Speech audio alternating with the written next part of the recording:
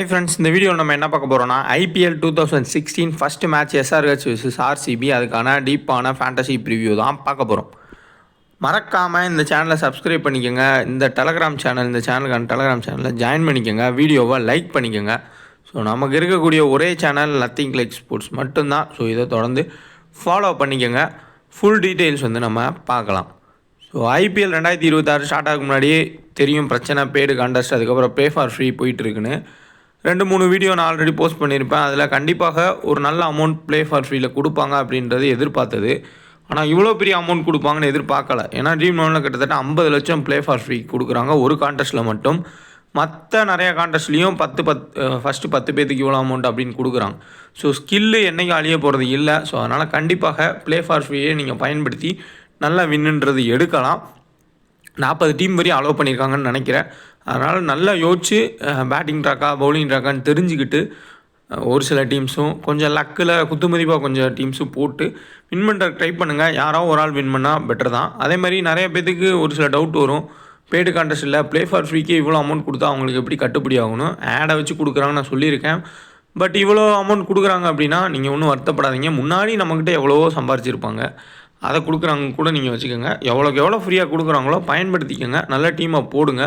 Win பண்ணால் அமௌண்ட்டே இல்லாமல் நீங்கள் எந்த அமௌண்ட்டு போடாமல் உங்களுக்கு ப்ரைஸ்ன்றது கிடைக்குதுன்னா லாபம் தான். அதை யூஸ் பண்ணிக்கோங்க. ஸோ வீடியோ லைக் பண்ணிக்கங்க, இந்த சேனலை சப்ஸ்கிரைப் பண்ணிக்கோங்க. தொடர்ந்து எல்லா மேட்சஸ்க்கும் நம்ம ஃபேண்டசி ப்ரிவ்யூ பார்ப்போம். என்னால் முடிஞ்ச அளவுக்கு எல்லா ஸ்டாட்ஸு அனலைஸ் என்னோடய ஃபார்மேட்டில் பழைய ஃபார்மேட்டில் எப்பயும் போல் பல வருடங்கள் கொடுத்த மாதிரியே இதுலேயும் கொடுக்குறேன். நீங்கள் உங்களுக்கு புரிஞ்ச அளவுக்கு எடுத்துக்கிட்டு மீதியை கொஞ்சம் உங்களோட ஐடியாஸும் இன்புட் போட்டு ட்ரை பண்ணுங்கள். உறுதியாக ப்ளே ஃபார் ஃப்ரீயில் அந்த கிராண்ட் லீக்ஸில் வின் பண்ணலாம். மற்ற அப்டேட்ஸ் எல்லாத்துக்கும் நம்ம டெலகிராம் சேனலில் ஜாயின் பண்ணிக்கோங்க. வாங்க வீடியோக்குள்ளே போகலாம். SRH vs RCB full details பார்த்துடலாம். IPL 2026 so fantasy preview first match SRH vs RCB. So RCB team எடுத்துக்கிட்டோம்னா லாஸ்ட் டைம் ஜெயித்தாங்க. இப்போ அவங்களுக்கு மைனஸ்ன்னு பார்த்தோம்னா ஹேசல்வுட் இல்லை, கொஞ்சம் அது ப்ராப்ளமாக இருக்கும். எஸ்டேயால் ஆட முடியாது. காரணம் என்னன்றது உங்களுக்கே தெரியும். அதேமாதிரி எஸ்ஆர்ஹெச்சில் மைனஸ் பார்த்தா பேட் கமின்ஸ் கிடையாது. என்ன தான் பேட் கமின்ஸ் ரன்ஸை வாரி வழங்கினாலும் சம்டைம்ஸில் பேட்டிங்ஸ்லேயும் கீழே பேட்டிங்லேயும் நல்லா ஆடி கொடுப்பாரு. கேப்டன்ஷிப் நல்லாவே பண்ணுவார். ஏதோ ஒன்று பண்ணி எப்படியோ ஒரு விக்கெட் எடுப்பார். நல்லா இன்ட்ரெஸ்டிங்காக இருக்கும். பேட் கமின்ஸ் இருக்குது, பட் அவரும் இல்லை ஸ்டார்டிங் ஸ்டேஜில். இதுதான் அந்த 2 டீமுக்கான அப்டேட்டு. பெரிய மாற்றங்கள்னு பார்த்தோம்னா தேவ்தேவ் படிக்கல், வெங்கடேஷ் ஐயர் அந்த இடத்துல மாறலாம். லியாம் லிவிங்ஸ்டன் எஸ்ஆர்ஹெச்சில் உள்ளே வந்திருக்கிறதுனால அந்த இடத்துல கொஞ்சம் மாற்றங்கள்ன்றது வரலாம். First match 2026 March 28 7:30 Chinnasamy stadium பெங்களூரில் தான் மேட்ச் நடத்துகிறாங்க. ஸோ பெங்களூரில் கடைசியாக நடந்த ஒரு பிரச்சனைனால எந்த மேட்ச்சுமே பெரிய அளவில் நடக்கலை. பெரிய மேட்ச் எதுவுமே இந்த ஒரு வருஷத்தில் நடக்கவே கிடையாது. கடைசியாக நடந்தது நம்ம ஆர்சிபி ஆடின மேட்சஸ் மட்டும்தான். அதை வச்சு நம்ம பிச் ரிப்போர்ட் கெஸ் பண்ணலாம். காரணம் என்னென்னா ஐபிஎல் ஃபுல்லாமே நல்லா ஃப்ளாட் ட்ராக்காக தான் கொடுக்க போகிறாங்க. டைல்ஸ் மாதிரி இருக்கக்கூடிய ட்ராக்கை தான் கொடுக்க போகிறாங்க. 250 ரன் 270 ரன் அடிக்கிற மாதிரி ஜாலியாக என்ஜாய் பண்ணுற மாதிரி தான் செட் பண்ணுறாங்க மோஸ்ட்லி. அப்படின்ற மாதிரி அவங்க கிளியராக தெரிஞ்சிருச்சு. பிச் ரிப்போர்ட்டில் டிவியில் பார்க்குறீங்க, பிச் ரிப்போர்ட் கொடுத்துட்டாங்க. ஏன்னா எல்லா லாங்குவேஜ்லையுமே கொடுப்பாங்க. அதுலேயும் அவங்க சொல்லிடுவாங்க க்ளீன் பேட்டிங் ட்ராக்கு, பாட்டா விக்கெட் அந்த மாதிரி சொல்லுவாங்க. அப்படின்னா புரிஞ்சுக்கிட்டு அதிகமான பேட்டர்ஸை செட் பண்ணிடுங்க. இல்லை கொஞ்சம் இதில் செகண்ட் இன்னிங்ஸில் ஸ்பின் இருக்கும், ஸ்பின்னர்ஸ் ஹெல்ப் இருக்கும், கொஞ்சம் பால் நின்று வரும் அப்படின்ற மாதிரி டைலாக் விட்டாங்கன்னா புரிஞ்சுக்கோங்க கொஞ்சம் பவுலர்ஸ்க்கு ஹெல்ப் பண்ணுறது இருக்கும்னு. ஸோ நல்லா பிச் ரிப்போர்ட்டை ரீட் பண்ணுங்கள். பிச் ரிப்போர்ட் தான் இந்த ஐபிஎலுக்கு முக்கியமாக இருக்கும். ஏன்னா இது இன்டர்நேஷ்னல் மேட்ச் கிடையாது ஐபிஎல். ஸோ எந்த அளவுக்கு என்டர்டெயின்மெண்ட் பண்ண முடியுமோ அந்த அளவுக்கு என்டர்டெயின்மெண்ட் பண்ணணுன்னு தான் பார்ப்பாங்க. ஸோ அதை புரிஞ்சுக்கிட்டு டீம்ன்றதை செட் பண்ணிக்கோங்க. ஹெட் டு ஹெட்டில் 25 முறை ப்ளே பண்ணியிருக்காங்க. அதில் 11 முறை பெங்களூரும், ஹைதராபாத் 13 முறையும். ஸோ பெங்களூரு அது வரமாட்டேது, அதனால் பெங்களூரு சொல்கிறேன். ஸோ ஆர்சிபி 11, எஸ்ஆர்ஹெச் 13 வெற்றி பெற்றிருக்காங்க. ஓவரால் நம்ம பெங்களூரு அங்கே இருக்கக்கூடிய பிச் ரிப்போர்ட் பார்த்தா 200 தான். அதில் எந்த டவுட்டும் கிடையாது. பேட்டிங் ஃப்ரெண்ட்லி தான், பவர் ஹிட்டருக்கு தான். இப்போன்னு கிடையாது. இப்போ modern day cricket Abhishek Sharma அடிக்கிறாரு நம்ம பேசுகிறோம். ஆனால் நீங்கள் நல்லா யோசிச்சு பாருங்கள், ஆர்சிபியில் கிறிஸ் கெயில் இருந்தப்போ என்ன நடக்கும் அப்படின்னு. ஈஸியாக அடிப்பார் கிறிஸ் கெயில். என்ன தான் அபிஷேக் சர்மா, இஷான் கிஷான் ரொம்ப பேட்டாக ஸ்பீடாக விட்டு அடித்தாலும் கிறிஸ் கெயில் லைட்டாக இப்படி தொட்டு விடுவார், ஸ்ட்ரைட்டில் எங்கேயோ 6 போகும். அந்த அளவுக்கு சின்னசாமி ஸ்டேடியம் ஃபேமஸான ஒரு கிரவுண்டு 6 கிட்டிங்க்கு. இப்போ இங்கேயும் உங்களுக்கு இஷான் கிஷான், ஹென்ரி கிளாசன், அபிஷேக் சர்மா, அடுத்ததாக ட்ரைவஸ் ஹெட்டு, ஸோ டிராவிஸ் ஹெட்டு, அதுக்கப்புறம் விராட் கோலி, பிளிப்சால்ட்டு, லியாம் லிவிங்ஸ்டன் சொல்லிட்டே போனால் நிறைய ஹிட்டர்ஸ் இருக்காங்க. கண்டிப்பாக க்ளீன் பேட்டிங் ட்ராக்காக இருந்தால் ஒரு 230+ எதிர்பார்க்கலாம். சேசிங்கும் கிட்டத்தட்ட வரலாம், பட் க்ளோஸ் மேட்சாக போகிறதுக்கான சான்ஸ் இருக்கும். 2 பக்கமே நல்ல பேட்டிங் இருக்காங்க. பவுலிங் ஓரளவுக்கு மீடியமாக இருக்காங்கன்னு தான் நம்ம சொல்லணும். ஏன்னா கீ 2 பவுலர் வந்து இல்லை ஆர்சிபியில். ஹேசல்வுட், எஸ்தேயால் லாஸ்ட் சீசன் சூப்பராக பவுல் பண்ணால் 2 பேருமே கிடையாது. உங்களுக்கு இந்த சைடில் பேட் கமின்ஸ் கிடையாது. ஸோ அதனால் கொஞ்சம் பிரச்சனையாக வந்து பவுலிங் யூனிட்டுக்கு இருக்கும். இப்போ நம்ம பார்க்குற ஸ்கோர் கார்டு பார்த்திங்கன்னா, இதே கிரவுண்டில் கடைசியாக நடந்த மேட்சஸ் இதுதான் பெரிய மேட்சஸ். சின்னசாமி ஸ்டேடியமில் நடந்த பெரிய மேட்சஸ் இந்த ஆர்சிபி ஆன ஐபிஎல் மேட்சஸ் தான். இதில் ஆர்சிபி 70, விராட் கோலி 70, இன்னொரு மேட்ச்லேயே 62, ஜேக்கப் பெத்தல் ஒரு மேட்ச்சில் ஆடினான்னு நினைக்கிறேன், நல்லா ஆடிருந்தார். Romario shepherd 53. ஸோ பார்த்துக்கங்க எந்த அளவுக்கு பேட்டிங் அடிச்சிருக்காங்கன்னு. பவுலர்ஸ் அந்த குவாலிட்டியாக லைனில் லென்த்தை போடுறவங்களுக்கு மீடியம் பேசருக்கு ஹெல்ப் கிடச்சிருக்கு. ஸ்பின்னருக்கு பெரிய அளவில் ஹெல்ப் பண்ணுறதே இல்லை. 205 இங்கே ராஜஸ்தான் ராயல்ஸ் வந்து 194, சென்னை சூப்பர் கிங்ஸ் 211, அங்கே ஆர்சிபி 213. ஸோ லக்குமே போன டைம் நல்லாவே வேலை பார்த்துச்சு ஆர்சிபிக்கு, அதையும் நம்ம சொல்லணும். க்ளோஸ் மேட்சஸ்லாம் வந்து வின் பண்ணாங்க. எந்த டீம் க்ளோஸ் மேட்சஸ் பெரிய டோர்னமெண்ட்டில் ஜெயிச்சிட்டே வராங்க, அந்த லக்கு யார் பக்கம் இருக்கோ அவங்க தான் கப் அடிப்பாங்க. அதுதான் ஆர்சிபிக்கு நடந்துச்சு. பல வருஷம் கப் அடிக்காதவங்க அடித்தாங்க. இந்த டைமும் அடிக்க முடியுமா அப்படின்னா அது ஹேசல்வுட் வரதை பொறுத்து தான். ஏன்னா மெயின் பிளேயர். இன்னொன்று பிளிப்சால்ட்டு ஃபார்ம்லே கிடையாது. இப்போ தேவ்தேவ் படிக்கலாம், வெங்கடேஷ் ஐயரன் குழப்பத்தில் இருக்காங்க. ரஜத் பட்டிதாரும் பெரிய அளவில் ஃபார்மில் இல்லை. அதனால் கொஞ்சம் இந்த டைம் ஆர்சிபி கஷ்டப்படலாம். ஸோ பார்ப்போம் என்ன நடக்குது அப்படின்றத. ஸோ இது வந்து கடைசியாக இங்கே நடந்த மேட்சுக்கான score card, just score card analyse தான். இப்போது நம்ம பிளேயிங்கில் ஒன்று வந்து பார்ப்போம். அபிஷேக் சர்மா, டிராவிஸ் ஹெட்டு, அடுத்து இசான் கிசான். ஸோ ஃபோட்டோ மாதிரி இருக்குது, அதை கொஞ்சம் அட்ஜஸ்ட் பண்ணிக்கோங்க. Nitish Kumar Reddy, Heinrich Klaasen, Aniket Varma, Brydon Carse யாருக்கு பதிலானா பேட் கமின்ஸ்க்கு பதிலாக லியாம் லிவிங்ஸ்டனை ஆட் பண்ணிக்கோங்க. Harsh Dubey, Harshal Patel, Jaydev Unadkat, Ansari. 4 foreigners, Brydon Carse, Travis Head, Heinrich Klaasen, அடுத்தா லியாம் லிவிங்ஸ்டன். இவங்க 4 பேர் ஆட வாய்ப்பு இருக்கும். பேட் கமின்ஸ் வந்துட்டால் லியாம் லிவிங்ஸ்டன் அப்படி இல்லாட்டி பிரேடன் கார்ஸில் 2 பேரை தூக்கிடுவாங்க.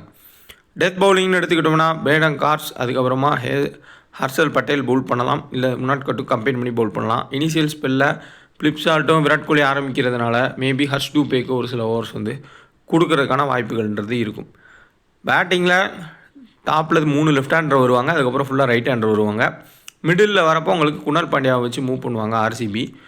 மேலே டாப்பில் பார்த்தோம்னா புவனேஸ்வர் குமார் லெஃப்ட் ஹேண்டர்ஸ்க்கு வந்து நல்லா போடுறதுனால போடுவார் எப்பயுமே. அதேமாதிரி டஃபியும் நல்லா போடுவார். அவரை வச்சு வந்து 3 லெஃப்ட் ஹேண்டருக்கு எதிராக வந்து வீச வைப்பாங்க. ரொம்ப ஃப்ளாட் ட்ராக்காக இருந்தால் பொழந்துருவாங்க உறுதியாக, அதில் எந்த டவுட்டும் கிடையாது. சப்போஸ் கொஞ்சம் நியூட்ரலாக கொஞ்சம் பால் மூவ் ஆகும் அப்படி இப்படின்னா, ஏன்னா ஆர்சிபி சப்போஸ் ரொம்ப ஃப்ளாட்டாக கொடுத்தா இந்த டீம் பயங்கரமான டீம் எஸ்ஆர்ஹெச். ஸோ அதனால் நம்ம அட்வான்டேஜை பயன்படுத்திக்கிட்டு கொஞ்சம் ஸ்விங் பண்ணுவோம், ஸ்விங் விக்கெட்டு கொடுப்போம் இனிஷியல் ஸ்டேஜ்லன்னு யோசிச்சாங்கன்னா புவனேஸ்வர் குமாருக்கு ஹெல்ப் பண்ணுறது இருக்கும். இந்த டாப்பில் இருக்கக்கூடிய 3 லெஃப்ட் ஹேண்டர் யாராவது ஒரு ஆள் வந்து சொதப்புறதுக்கான சான்ஸ் இருக்கும். ஸோ இந்த டீமில் உங்களுக்கு டிஃபரன்ஷியல் ஆப்ஷன்னா நிதிஷ்குமார் ரெட்டியும் பிரேடன் கார்ஸும் ஓரளவுக்கு டிஃபரன்ஷியல் பிக்கு. ஹர்ஷர் பட்டேல் ஹர்ஷ் டூபே என்ன தான் வந்து பவுல் பண்ணாலும் ஒரு விக்கெட் வரையும் எடுக்கலாம். பேட்டிங்கும் கொடுப்பாங்களா, அந்தளவுக்கு சான்ஸ் கிடைக்குமான்னு தெரில. டெத்தில் ஹர்ஷர் பட்டேல் தான் வந்து உறுதியாக பவுல் பண்ணுவார். Harshal Patel minimum 1 or 2 wickets வந்து எடுத்துருவார். ஐபிஎலுக்குனே ஸ்டாண்டர்டாக இருக்கக்கூடிய பிளேயர் தான் வந்து Harshal Patel. Heinrich Klaasen first or second important pick தான், நல்ல பேட்டிங் ட்ராக்ஸில் உறுதியான ஒரு பிக்கு. பட் நிதிஷ்குமார் ரெட்டியை முன்னாடி அனுப்பி ஹென்ரிக் காசனை பின்னாடி அனுப்புனாங்கன்னா கஷ்டம். சப்போஸ் இந்த 3 பேர் போட்டோம் 4வது ஹென்ரிக் காசனும் வரட்டும் அப்படின்னு அனுப்பிச்சாங்க அப்படின்னா பயங்கரமான ஒரு டீமாக இருக்கும். ஆர்சிபியில் உங்களுக்கு பிளிப்சால் ஃபார்ம்லேயே கிடையாது. விராட் கோலி நல்ல ஃபார்மில் இருக்கார். வெங்கடேஷ் ஐயர் அப்படி இப்படி ஃபார்ம் தான். ரஜத் பட்டிதாரும் சேம். ஜிதேஷ் சர்மாவும் இந்தியன் டீமில் தூக்கி விட்டாங்க. அதேமாதிரி செப்பர்டு டீசெண்டான ஒரு பிக்கு. உங்களுக்கு பேட்டிங் ப்ளஸ் பவுலிங் 2ல் ஏதோ ஒன்றில் கான்ட்ரிபியூட் பண்ணுறாரு. குணால் பாண்டியா மிடில் ஓவர்ஸில் வந்து ரொட்டேட் பண்ணுவார். சேம் டைம் லெஃப்ட் ஹேண்டர் தேவைப்பட்டால் குணால் பாண்டியாவுக்கு ப்ரொமோஷன் கொடுத்து மேலேயுமே அனுப்புவாங்க. டிம் டேவிட்டு இன்ஜுரிக்கு அப்புறம் வராரு. எந்த அளவுக்கு ஆடுவாருன்றதை நம்ம வெயிட் பண்ணி தான் பார்க்கணும். ரிஷிக் சலாம் அப்படி இல்லாட்டி மங்கேஷ் யாதவ்னு ஒருத்தர் வந்து ஆடுறதுக்கு சான்ஸ் இருக்கும். புவனேஸ்வர் குமார், டஃபி, அதுக்கப்புறம் சுயா சர்மா மோஸ்ட்லி இதான் வந்து இவங்களோட பிளேயிங் லோனாக இருக்கும். தேவ்தேவ் படிக்கல், வெங்கடேஷ் ஐயர் யாராவது ஒரு ஆள் வந்து ஆடலாம் இம்பேக்ட் பிளேயராக மாறி செகண்ட் பேட்டிங்னா அதை பார்த்துக்கலாம். So best கேப்டன்ஸில் Virat Kohli shepherd நான் சொல்லுவேன். அதிகபட்சம் போனால் உங்களுக்கு புவனேஸ்வர் குமார்னு போகலாம். இந்த சைட் சேஃப் கேப்டனில் கண்டிப்பாக இசான் கிசான் நல்ல ஃபார்மில் இருக்கார். ஹென்ரிக் காசன் வந்து உங்களுக்கு டபுள் ஆப்ஷன் எப்படின்னா கீப்பிங்கில் நல்ல பாயிண்ட்ஸ் வந்து அவருக்கு கிடைக்கும். அதேமாதிரி பிரேடன் கார்ஸு அவருமே வந்து உங்களுக்கு ஃபஸ்ட் பவுல் பண்ணால் நல்ல ஆப்ஷன் தான். ஒரு விக்கெட் மினிமம் எடுப்பார். பேட்டிங் கிடச்சாலும் 2-3 6 அடிக்க முடியும். ஆனால் கன்சிஸ்டன்ட் பிளேயர் கிடையாது.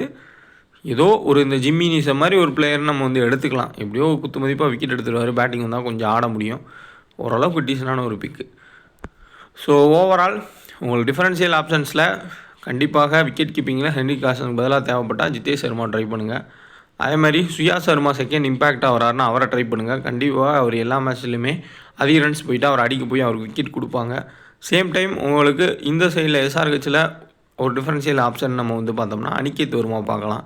ஏன்னா நல்ல பேட்டிங் ட்ராக் இருக்க போய் தான் போன சீசனில் இந்த விப்ராஜினிகம், அதுக்கப்புறமா அசுட்டோஷ் சர்மா, செசான் சிங்குன்னு இந்த மிடில் வரக்கூடிய பிளேயர்லாம் ஃபேமஸ் ஆனது காரணமே நல்ல batting track. So clean batting ட்ராப்போ ஹிட்டருக்கு நல்ல அட்வான்டேஜ் இருந்தால் அவங்களாம் அடிச்சு ஃபேமஸ் ஆனாங்க. அதே மாதிரி தான் அனிகேத் வர்மாவும் ஃபேமஸாக வந்த பிளேயர். ஸோ சேம் டைம் மீண்டும் நல்ல பேட்டிங் ட்ராக்காக இருந்துச்சுன்னா அதிகபட்சம் பேட்டரை ஃபுல்லாக எடுத்துக்கோங்க. எடுத்து மாற்றி கேப்டன் வைஸ் கேப்டன் கொடுத்து உங்கள் டீமை செட் பண்ணுங்கள். கண்டிப்பாக நம்ம வின் பண்ண முடியும்.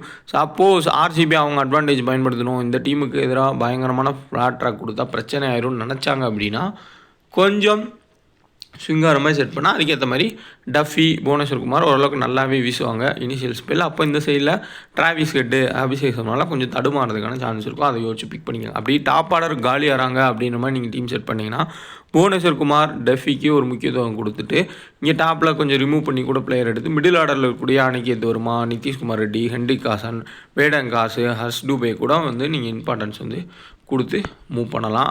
அதே மாதிரி இங்கே உங்களுக்கு பிளிப்சால்ட் ஃபார்ம்லே இல்லை அவுட் ஆவார்னு தோணுச்சுன்னா டீம் டேவிட் அவருக்கு பதிலாக ரீப்ளேஸ் பண்ணி லோ பர்சன்டேஜ் பிளேயர் எடுத்துக்கோங்க. மினிமம் 2-3 பிளேயர் 20% 30% எடுத்த பிளேயர்ஸை எடுத்திங்கனாலே போதும்.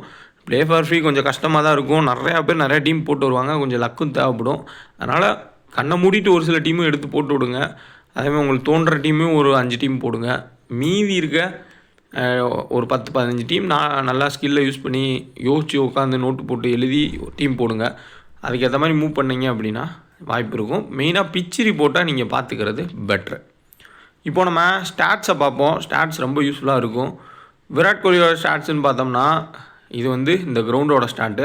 109 மேட்ச் ஆடிருக்கார். 39 ரன் ஆவரேஜ் இருக்குது. கேட்சுமே ஒரு 2 கேட்ச் வரையும் விராட் கோலி உறுதியாக பிடிக்க முடியும். அது சேசிங்கில் பயங்கரமாக வந்து ஆடி கொடுப்பார். ரஜத் பட்டிதார் 14 மேட்ச் ஆடிருக்காரு இந்த கிரவுண்டில். 31 run average. Travis Head 5 match ஆடிருக்காரு. கிட்டத்தட்ட 70 ரன் ஆவரேஜ் இருக்காரு இந்த கிரவுண்டில். ஆல்ரெடி ஆர்சிபி கார்டின ஒரு பிளேயர். குர்னல் பாண்டியா 16 மேட்ச்சு, அதில் 171 ரன் அடிச்சிருக்காரு. டிம் டேவிட் 7 மேட்ச்சில் 41 ரன் அவரோட சராசரி. சூப்பரான ஒரு average. Devdutt Padikkal 21 run average. Jitesh Sharma 19 run average. But wicket கீப்பிங்கில் கொஞ்சம் பாயிண்ட்ஸ் கிடைக்கும். 2-3 சிக்ஸ் அடிப்பார். அவர் பேட்டிங்கே வந்து சும்மா ஸ்ட்ரீட் கிரிக்கெட் மாதிரி தான் இருக்கும். ஆனால் அவர் சூரியவன்சியே ப்ரொஃபஷனல் கிரிக்கெட் கிடையாது அப்படின்னு சொல்லியிருக்காரு. இதுதான் மிகப்பெரிய ஒரு காமெடி.